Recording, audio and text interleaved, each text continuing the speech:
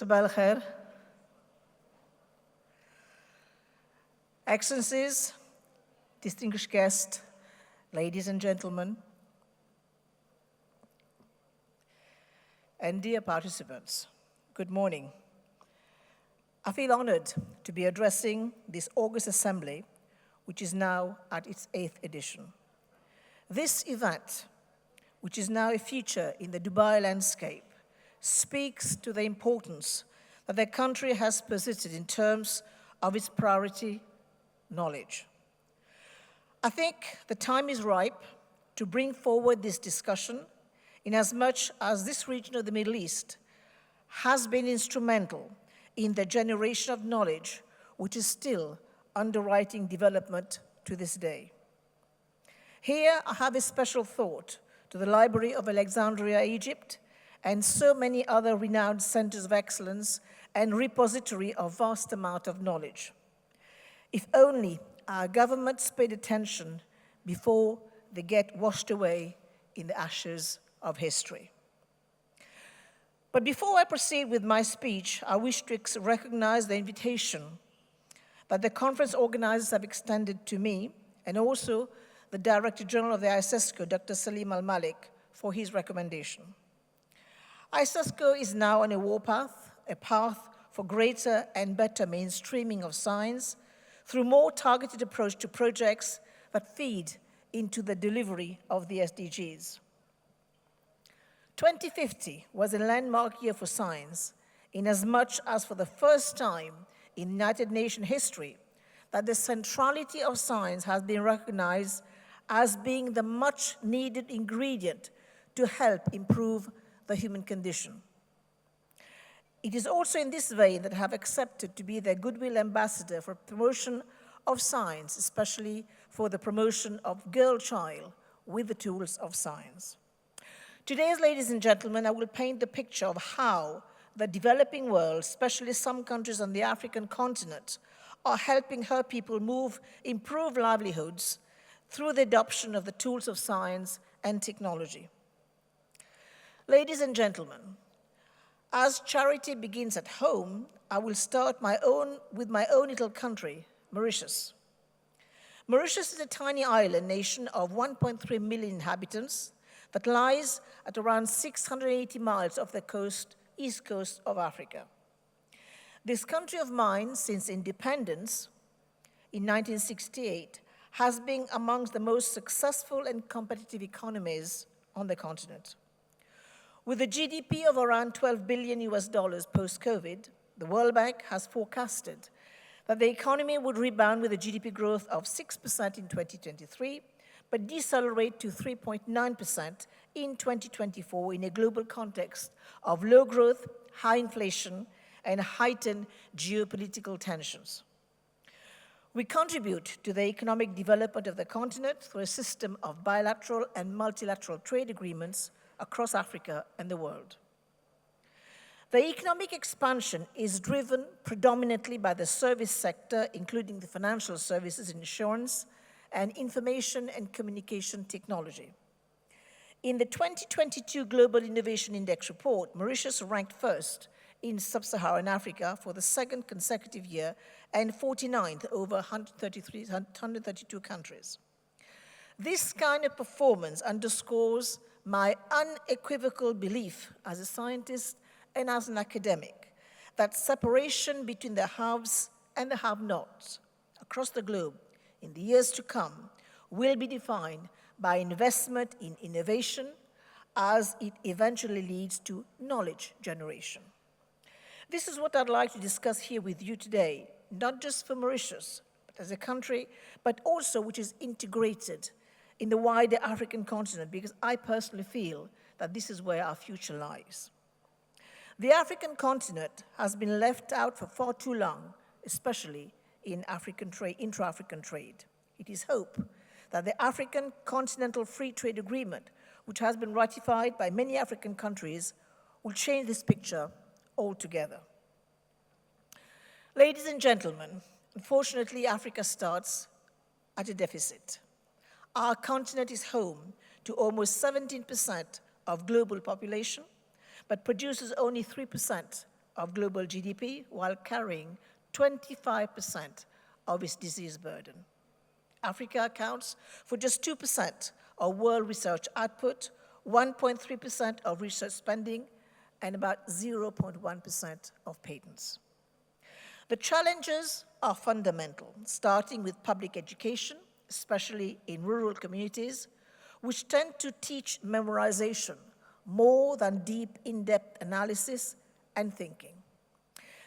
This limits the potential of students for creativity and entrepreneurship.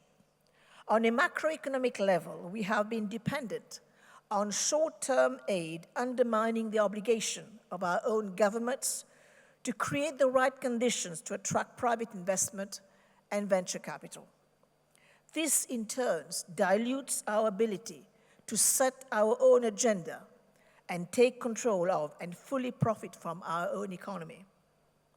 The role of government is unique in addressing food security, major disease pandemics, and preventing future ones. Only they have direct access to the magnitude of funding required and the policy apparatus necessary to ensure, for example, preparedness for other pandemics, as well as intervention when they are upon us. Correspondingly, African Union nations have pledged 1% of GDP to research and development, part of the UN's vision for Africa's Sustainable Development Goals 2030. This aspirational goal validates the belief that investment in Africa, by Africa herself, and is essential for our long-term prosperity. One particular responsibility that falls traditional to government is basic research for the creation of new knowledge, untargeted, fundamental research on which big advancement are often based. One glaring sector has been, for the past few years, the health sector. Pharmaceutical companies, whose mission is to create wealth by preventing and treating disease, cannot, or rather will not, justify curiosity-driven research, not forgetting that neglected diseases, which are Africa-centering, get even less attention. Yet, advances against disease, food, energy insecurities present future and are often dependent on this kind of approach and funding, often government funding, in the basic sciences. Ladies and gentlemen, all is not doom and gloom. There are certainly success stories in Africa, especially in innovative practices. The continent is a global leader in adopting mobile phone technology for financial services. In 2006, according to The Economist, there were fewer than 13 million landlines and 130 million subscriptions to mobile phones in all of Africa. Today, over 1 billion of our 1.3 billion people have access to mobile phones, which serve as a platform for the delivery of services. Kenya is a model for using mobile technology to provide widespread services. And as illustrated in the iconic images of Maasai warriors holding mobile phones instead of spears, over 90% of people have a mobile phone. The introduction and penetration of mobile phones set the stage to develop M-Pesa, a Kenyan mobile money platform. 96% of Kenya households use M-Pesa as a vehicle to buy everything from bananas in the marketplace, to school fees, to utilities, to software for their PCs. It is based on SMS technology, not an app, adapted to the limited resources of the population, where 56% of those mobile devices are dumb phones. The result of this technology is that 66% of the Kenyan population is now banked, compared to 20% a decade ago, and exceeding the global average of 62%. M-Pesa has increased the financial inclusion from the country's financial inclusion from 26% in 2006 to 84% in 2021. This makes Kenya first in the world, not just on the continent, in penetration of mobile money transfer technology. The GSMA, an international telecommunication trade body, claims that for every 10% increase in mobile phone penetration in poor countries, productivity improves by more than 4%, and that doubling mobile data use increases annual growth in GDP per person by half a percentage point. This is huge. And Africa is positioned to continue to lead tech entrepreneurship as it is home to the youngest population on any continent on Earth. We have just heard about the Middle East being a repository of young people. Africa is also on this league. So, ladies and gentlemen, according to the World Economic Forum, in the 10 youngest African countries, the median age is just between 14 and 18. By 2034, Africa will be home to the world's largest number of work-age adults. The World Bank estimates that this demographic dividend could generate 11 to 15% of GDP growth for the next 20 years. The energy is palpable, with world-class innovation emerging from technology incubators in cities from Kigali to Harare to Lagos. Venture capital funding of African tech startups increased by a factor of 10 in just 2 years, from 41 million in 2012 to 414 million in 2014, and is projected to exceed 600 million US dollars.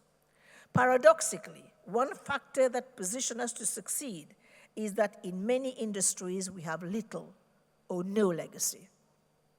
This relative lack of robust infrastructure and vested financial interest means little resistance to and greater agency for Africa to leapfrog to better solutions.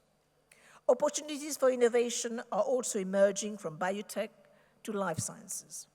There is a need to continuously build on the promise that world-class Pan-African science and innovation can and will be led by Africans in Africa, with priorities set by Africa for Africa. It is gathering public and private investment in basic scientific research and development to build a dramatically scaled-up infrastructure for science. It also advocates for the policy and governance condition that enable Africa to claim her rightful place as a global driver of prosperity. Every step in the research ladder must be reinforced.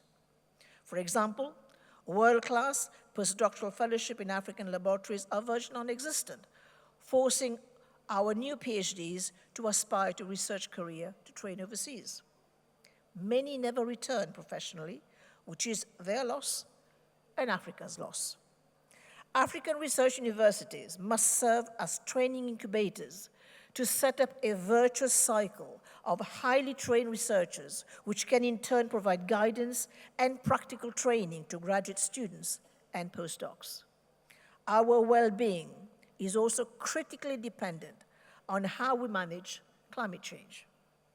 Our research investment choices sit squarely at the crossroads of the environment and the economy.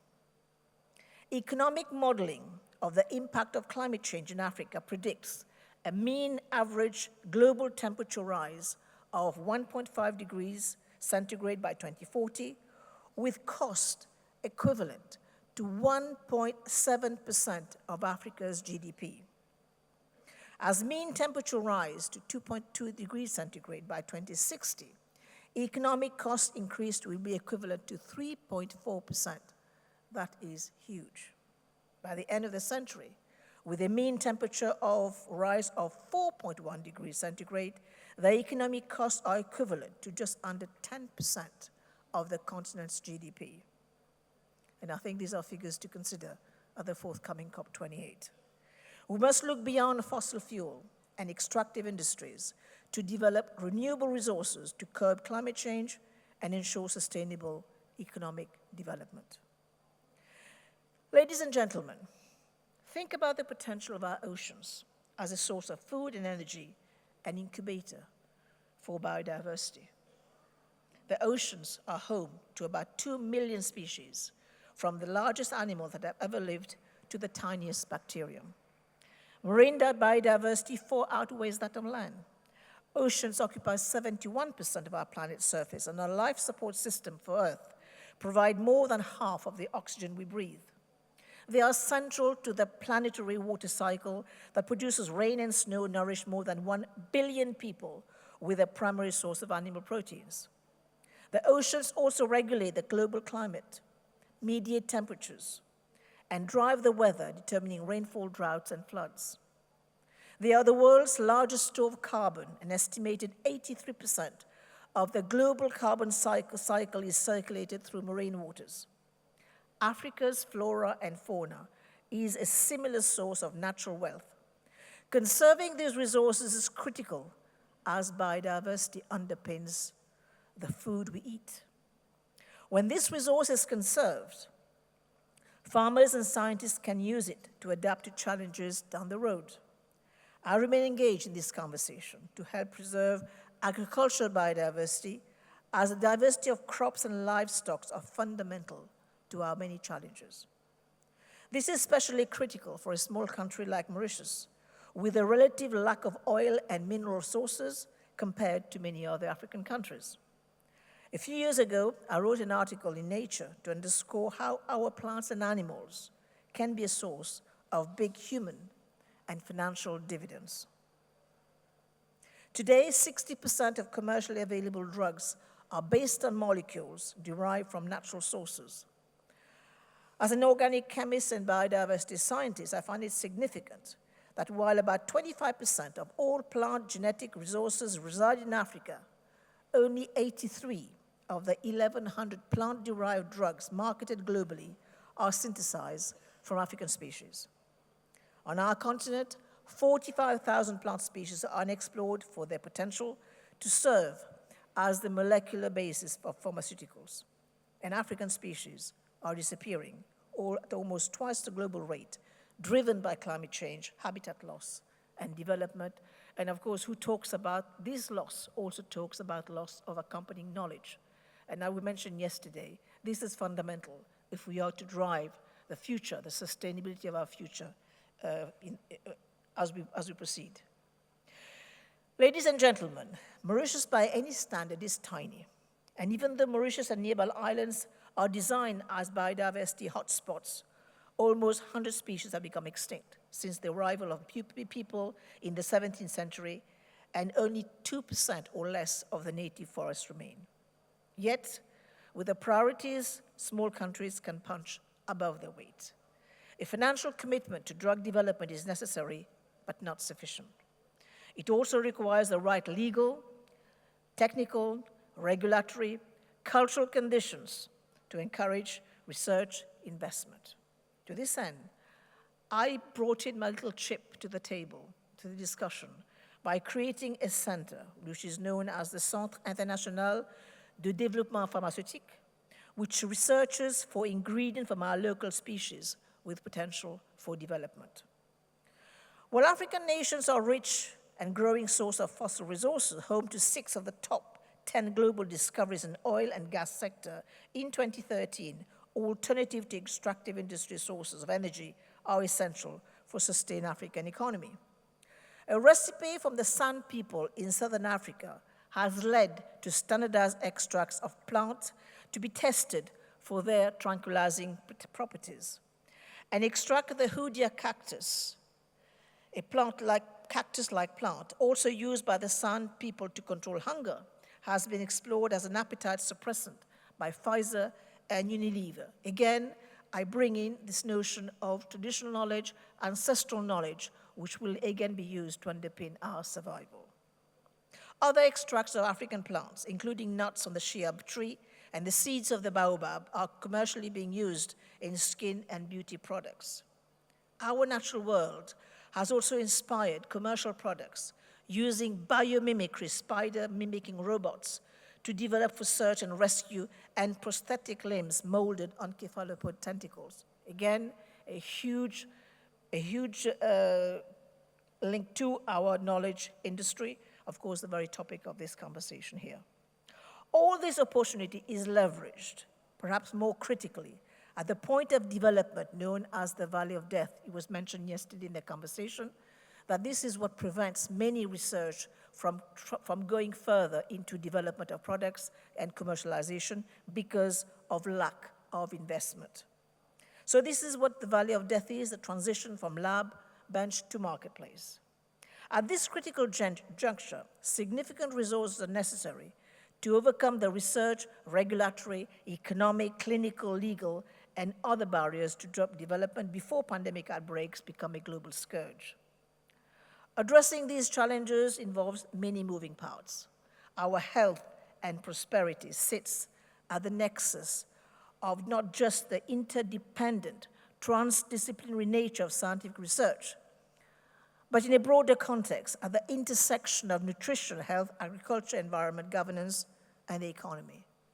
It requires sustained operational funding, capital support, and the capacity to engage successfully with funders, governments, policymakers, community, and other stakeholders.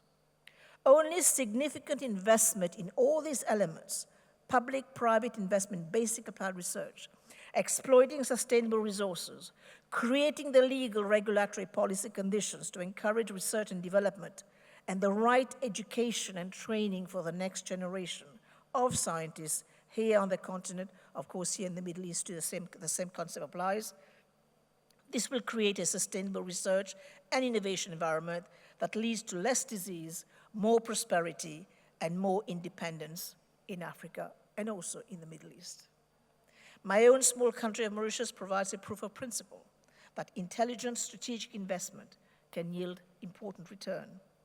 The challenge is not easy, ladies and gentlemen, and reaching it depends on the contribution of highly skilled individuals, an ambitious initiative with commitment of not letting anyone behind, especially that infamous 52% that make our population, our women folk. To our women folk, I have a message for you. It will not be easy.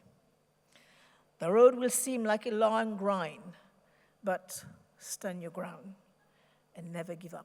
Never, ever give up. Your best badge of honor will be the number of times you will rise whenever you have fallen. I have fallen many times, but I've made sure that my recovery has been V-shaped. Ladies and gentlemen, it can be done because it must be done. Our ability to create a sustainable future for ourselves isn't optional. It's existential. There's an African proverb that says, the best time to plant a tree was 20 years ago. The second best time is now. So let us bring our seedlings and your shovels, and we shall plant that tree together. Thank you very much. Shukran.